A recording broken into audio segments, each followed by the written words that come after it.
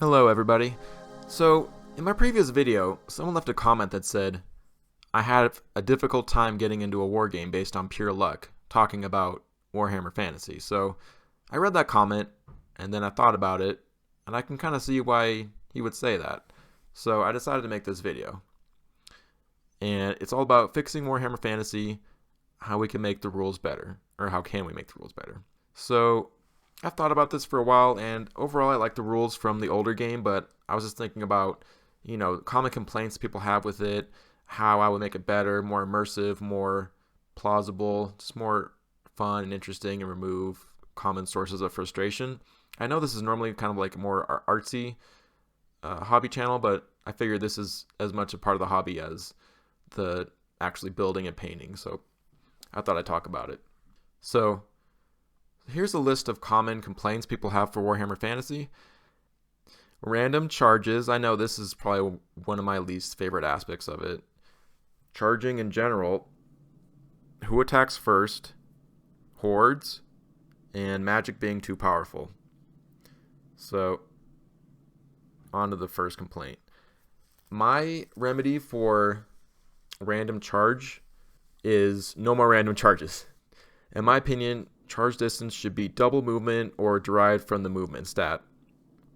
Just like it was in 6th edition, I know in 7th and 8th, in 8th, maybe not in 7th, but they changed it to 2d6 plus movement, and I really didn't like this, and I feel like most people didn't like this because it kind of created this kind of awkward tension, especially in the first few turns of the game where, people will kind of move a little bit, but they didn't want to move too far unless they get charged in the next turn, and there's like all these benefits to charging, and everyone wanted to charge, especially with their knights and stuff. So just get rid of all that. Just double your move characteristic, or at least derived from the movement stat. No randomness. I think that should be taken away. I think it just makes the game frustrating. And I know in 6th edition, there was a rule that said you couldn't measure before you declare the charge, which I think presented a lot of problems. Like, let's say you had a unit that could shoot right next to a unit that wanted to charge.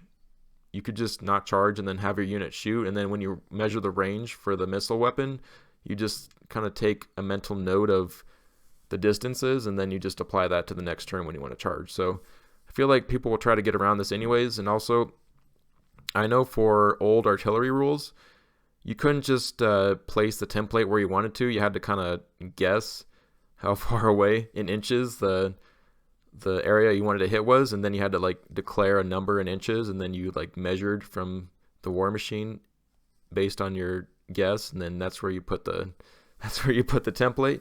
And I know I'd see people at a gaming store just like using all kinds of crazy math to like measure the square root and the distance to calculate it all. So I feel like you should be able to measure anytime you want. No rewarding math majors.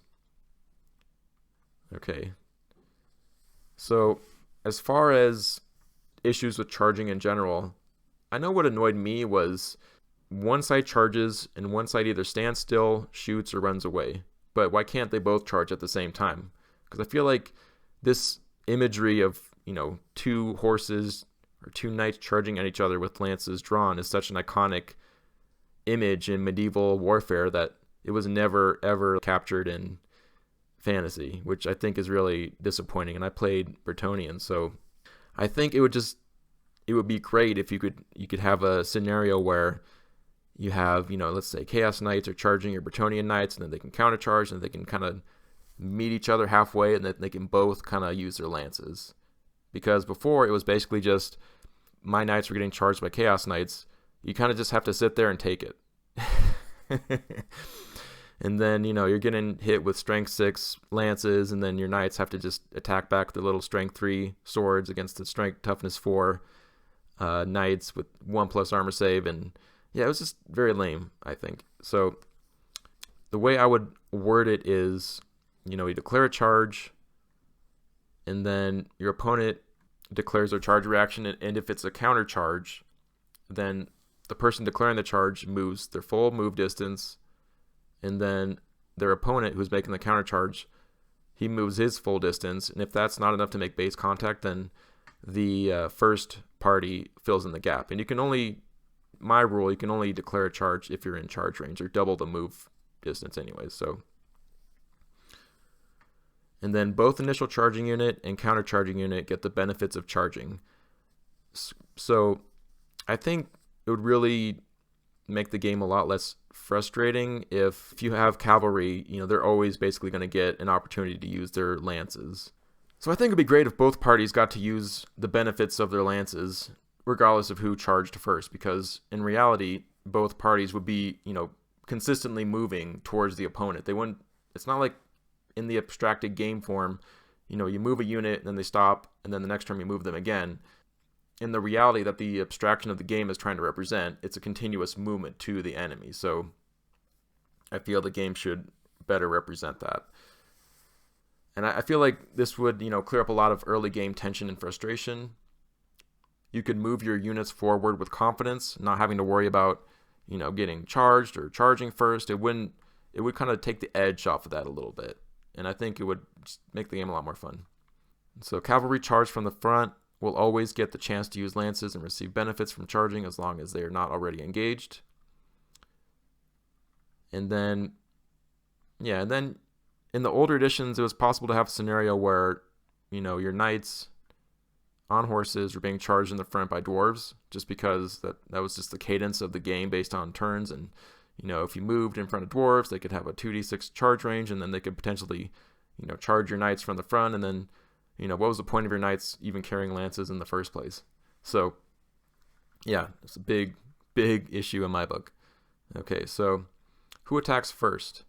Who has a longer stick? So I know in older editions of the game, whoever attacked first was based on, if you charged, you got to attack first. And then in 7th edition, it was based on purely initiative. I think that's the way it was in 8th too. But I think a new characteristic should be added to all weapons called reach or range. And the way this would work is, in the first round of combat where one side charged, the side with weapons that have better reach will attack first. So I think this represents the fact that it's not how agile or how quick or how fast your nerves are. It's more about, what's the range of your weapon? Because someone with like a really long pike would have the opportunity to make an attack against someone with a short sword just because they can, physically hit their opponent from a greater range before the person with the short sword could. I say if both sides' weapons have the same reach, the side with the higher initiative attacks first, like in the older editions. If both sides have the same reach and the same initiative, both attack at the same time. And this is for the first round of combat. In subsequent rounds, initiative is the determining factor. So I feel like, let's say a unit with spears is charged, they could attack first because they have longer reach, but then in the subsequent rounds, the enemy's kind of at arm's reach, then that spear becomes a bit of a detriment, or it's less advantageous, but it is initially. Perhaps long reach weapons have a detriment in subsequent rounds of combat. I feel like this will add tactical nuance and greater immersion slash plausibility to the game. Now an orc with the spear can attack an elf with the sword before he has a chance to swing. What a novelty. Alright, next complaint was hordes. I say no more hordes. Ranks of 4 counted for a bonus. Units will have bigger bases anyway. So with the old world, we already know units are moving to 25 millimeters minimum. So I feel like, why not go back to ranks of 4 count for a rank bonus, just because that could reduce the amount of models you need and make the game a bit more accessible, and B, just keep the units the same size and with fewer models you need to paint and collect. Okay, next complaint was magic. I think magic should just be made more expensive, more predictable, less swingy, and less devastating. Or if it is really devastating, then you just have to pay a ton of points for it. Okay, at the end of the day, models don't come built in with rules. We can all play the way we want. And I know GW makes their official rules, and that kind of becomes the unspoken agreement between new players, and that creates the ability to just walk into a random store or club and just play someone you don't know. But I think people can have their own, regardless of what GW does, I think people can have their own, gentleman's agreement about what kind of rules they want to modify or experiment with. At the end of the day, it's your hobby. You can choose to only play with official rules or make up your own, modify it.